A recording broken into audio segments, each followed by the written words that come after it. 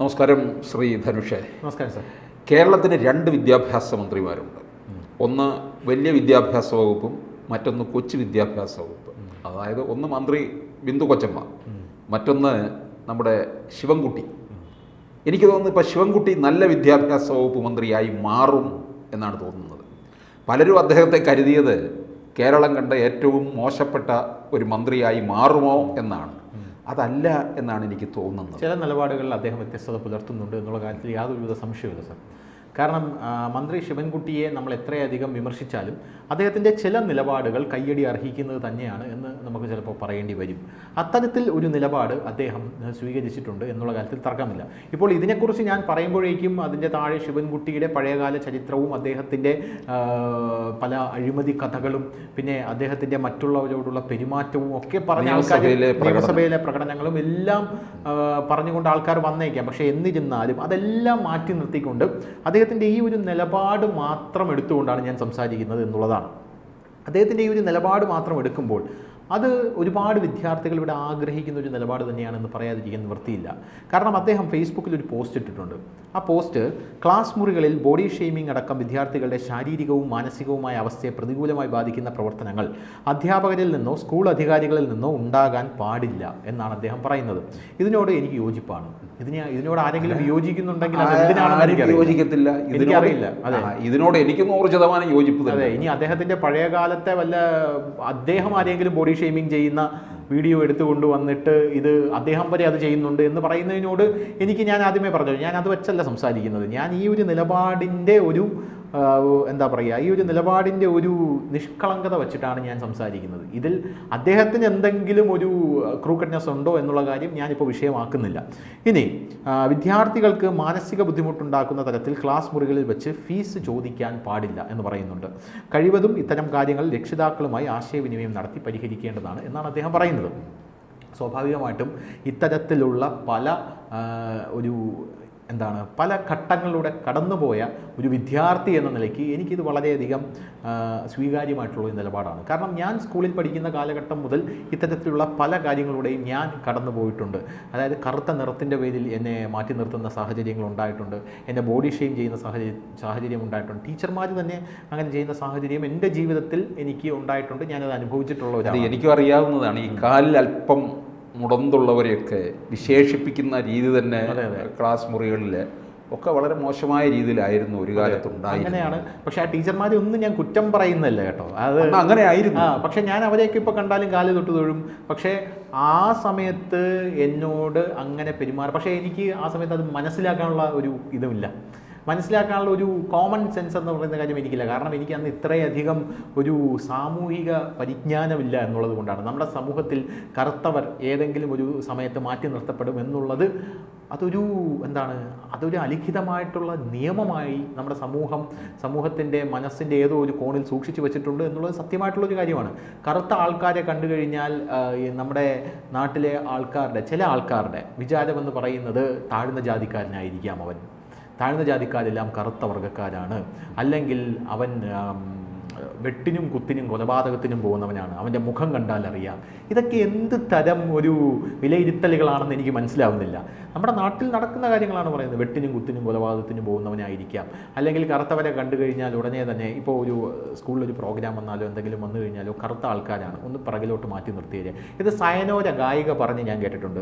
ഗായിക സയനോര കറുപ്പായതുകൊണ്ട് ഗ്രൂപ്പ് ഡാൻസിൽ നിന്ന് ഒഴിവായതാണ് എന്ന് ഞാൻ പറഞ്ഞു കേട്ടിട്ടുണ്ട്. പോരാത്തതിന് സ്റ്റേജ് പ്രസൻസ് ഇല്ലാത്തതുകൊണ്ട് മാറ്റി നിർത്തപ്പെട്ടതാണ് എന്നൊക്കെ ഞാൻ കേട്ടിട്ടുണ്ട്. കറുത്ത ആൾക്കാർക്കും സ്റ്റേജ് പ്രസൻസ് ഉണ്ട് സാർ. അതായത് ഈ കലാപരമായിട്ട് ചില ആൾക്കാർ ഇതിനെ ന്യായീകരിക്കും. തികച്ചും കലാപരമായിട്ടാണ് നിങ്ങളെ മാറ്റി നിർത്തിയത് എന്നൊരു ന്യായീകരണം കൊണ്ടുവരും. അതൊന്നുമില്ല. കറുപ്പുമ്പോൾ എന്തിനു പറയുന്നു, മാധ്യമ പ്രവർത്തകരുടെ ഇടയിലില്ലേ അത് ഉണ്ട്. വാർത്ത വായിക്കണമെങ്കിൽ വെളുത്ത സ്ത്രീകൾ വേണം. കറുത്ത സ്ത്രീകളെ എപ്പോഴും പിന്തള്ളപ്പെടുന്നതും അവർക്ക് ശമ്പളം കുറച്ച് കൊടുക്കുന്നതും അവരെ അവഗണിക്കുന്നതും എത്ര മാധ്യമ സ്ഥാപനങ്ങളുണ്ട്. നിലവിൽ റണ്ണിങ് ആയിട്ടുള്ള മാധ്യമ സ്ഥാപനങ്ങളുണ്ട്. കറുത്ത ആൾക്കാരെ വാർത്ത, നല്ല വെളുത്ത് തുടുത്ത് തത്തമ്മ ചുണ്ടൊക്കെ ആയിട്ടുള്ള സ്ത്രീകളെ വേണം വാർത്ത വായിക്കാനിരുത്താൻ. എന്നോട് പല മാധ്യമ മേധാവികളും പറഞ്ഞിട്ടുണ്ട്. അതായത് അതൊരു സ്ട്രാറ്റജിയാണ്, അത് ധനുഷിന് മനസ്സിലാകാത്തത് കൊണ്ടാണെന്ന് ഞാൻ പല ആൾക്കാരും എന്നോട് പറഞ്ഞിട്ടുണ്ട്. അതായത് കറുത്തവരോട് എന്തോ ഇല്ല. അപ്പം ഞാൻ ഓർക്കുന്നത്, നമ്മളെ ഒരു കാലത്ത് ഞങ്ങളൊക്കെ ഈ വാർത്ത കേട്ടിരുന്നതെന്ന് പറയുന്നത് ആകാശവാണിയിലൂടെയാണ്. അവരുടെ രൂപം ഒന്നും നമുക്ക് കാണുന്നില്ല. അവരുടെ ആ ശബ്ദം, ഉച്ചാരണ സ്ഫുടത, ഇതൊക്കെയാണ് ആ തരത്തിൽ അവർ വാർത്ത നമ്മളിലേക്ക് എത്തിച്ചു തരുന്നു അതിൻ്റേതായ പ്രാധാന്യത്തോടുകൂടി. അപ്പോൾ എനിക്ക് രാമചന്ദ്രനെയൊക്കെയാണ് ഓർമ്മ വരുന്നത്, വാർത്തകൾ വായിക്കുന്ന രാമചന്ദ്രനെ. എനിക്ക് ഓർമ്മ വരുന്നത് നമ്മുടെ ബാലകൃഷ്ണ സാറിനെയാണ്. അതെ, ബാലകൃഷ്ണ സാർ, അദ്ദേഹം എൻ്റെ സുഹൃത്തു കൂടെയാണ്. അദ്ദേഹം വളരെ നല്ലൊരു മനുഷ്യനുമാണ്.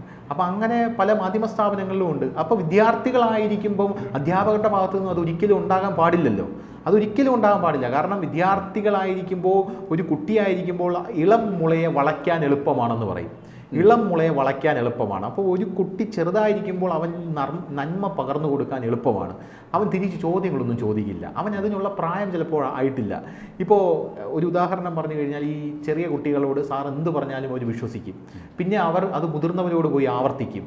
എടാ അത് അങ്ങനെയല്ല ഇങ്ങനെയാണെന്ന് എത്ര പറഞ്ഞു കൊടുത്താലും അവർ പിന്നെ അല്ല, എന്നോട് അയാൾ പറഞ്ഞല്ലോ ഇതാണ് എന്ന് പറയുന്ന ഒരു സാഹചര്യമുണ്ട്. സാറിനെ അറിയാമോ? ഈ ഫേസ്ബുക്ക് പോസ്റ്റിനകത്ത് വേറെ ചില കാര്യങ്ങളുണ്ടെന്ന് തോന്നുന്നു, വേറെ ചില കാര്യങ്ങളുണ്ട്, ഫീസിന്റെ കാര്യങ്ങളുണ്ട്. ആ സാഹചര്യവും ഞാൻ നേരിട്ടിട്ടുണ്ട്. അതായത് നമ്മുടെ ക്ലാസ് റൂമിൽ നിന്ന് ഫീസ് കൊടുക്കാത്തതിന് ഞാൻ ഇറക്കി വിട്ടിട്ടുണ്ട്.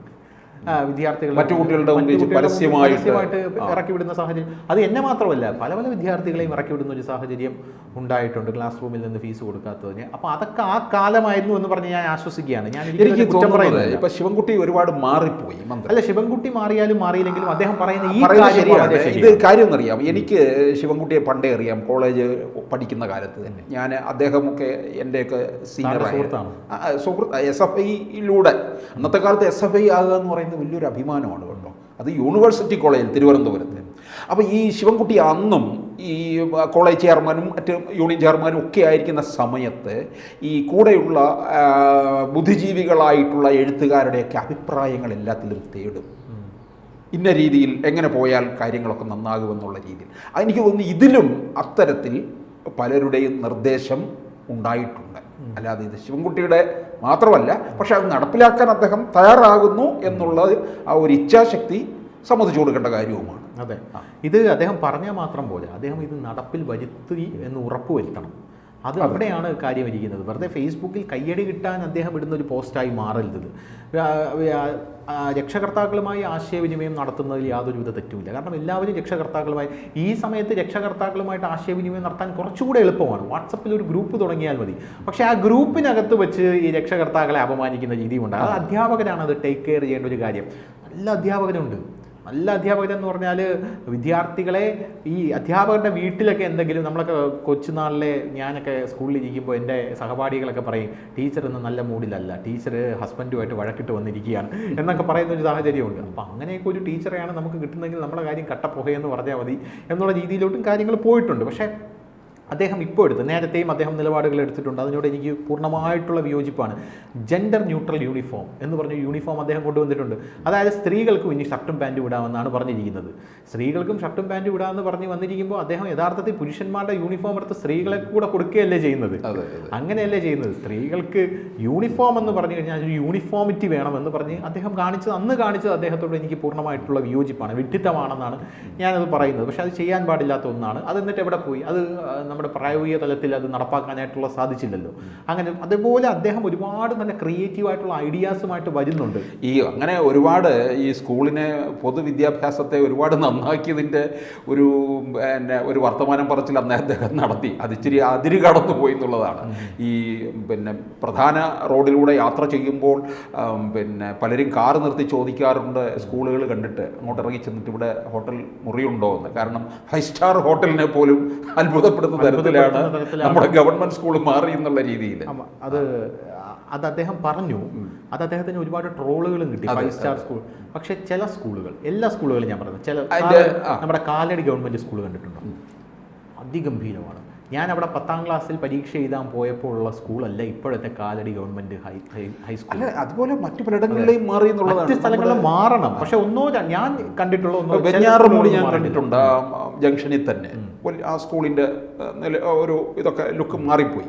അതുപോലെ നമ്മുടെ കോട്ടൺ ഹിൽ സ്കൂള്, അതാണല്ലോ ഏറ്റവും വലുത്. അങ്ങനെ നിരവധി സ്കൂളുകളുണ്ട്. പക്ഷേ അദ്ദേഹം ഈ പറഞ്ഞിരിക്കുന്ന ഈ പോസ്റ്റ് ഈ ഗവൺമെന്റ് സ്കൂളിൽ മാത്രം ബാധകമാക്കരുത്. അൺഎയ്ഡഡ് സ്കൂളുകളുണ്ട്, അവിടെ അതിന്റെ താഴെ വരുന്ന ഏറ്റവും വലിയ കമന്റ് എന്ന് പറഞ്ഞാൽ, നിങ്ങൾ ഇത് ഗവൺമെന്റ് സ്കൂൾ, ഇതിന്റെ ഈ ചൂഷണങ്ങൾ ഏറ്റവും കൂടുതൽ നടക്കുന്നത് പ്രൈവറ്റ് ഫേംസ് ആയിട്ട്, പ്രൈവറ്റ് ഇൻസ്റ്റിറ്റ്യൂഷൻസിലാണ്. അവിടെയാണ് ഈ ഫീസ് പിടിച്ചു വാങ്ങുന്നത്. അദ്ദേഹം ഈ പറഞ്ഞ കാര്യങ്ങൾ, ഗവൺമെന്റ് സ്കൂളിൽ ഫീസ് ഇല്ല, ഞാൻ ഗവൺമെൻറ് സ്കൂളിൽ പഠിച്ച വളരെ ഒരാളാണ്. തുച്ഛമായ അവിടെ ഗവൺമെൻറ് സ്കൂളിൽ ഒരു ടീച്ചറും വന്നിട്ട് എന്നോട് പുറത്തിറങ്ങി നിൽക്കാനായിട്ട് പറഞ്ഞിട്ടില്ല. അതിനു മുമ്പേ ഞാൻ പഠിച്ച പ്രൈവറ്റ് സ്കൂളുകളിൽ ഇങ്ങനെ ഒരു സമ്പ്രദായം ഉണ്ടായിരുന്നു എന്ന് ഖേദപൂർവ്വം ഞാൻ പറയുകയാണ്. അതുകൊണ്ട് ഗവൺമെൻറ് സ്കൂളിലല്ല, ഇത് ശക്തമായിട്ട് നടപ്പാക്കേണ്ടത് പ്രൈവറ്റ് സ്കൂളുകളിലാണ്. പ്രൈവറ്റ് സ്കൂളുകൾക്ക് പിടി വീണേ മതിയാവും. വിദ്യാർത്ഥികളെ കുത്തി നോവിക്കരുത്. കാരണം ഞാൻ പറഞ്ഞ പോലെ ഇളം മുളയെ വളയ്ക്കാൻ എളുപ്പമാണ്. അവരെ അങ്ങനെ ഒരു മാനസിക വിഷമത്തിലേക്ക് അവരെ തള്ളിവിടരുത്. പിന്നീട് അത് അവർക്ക് ഒരു മനസ്സിൽ ഒരു വിങ്ങലായി വന്ന് പിന്നെ അതൊരു പകയായി മാറി വേറെ പല തലങ്ങളിലേക്ക് അത് പോകാനുള്ള സാധ്യതയുണ്ട്.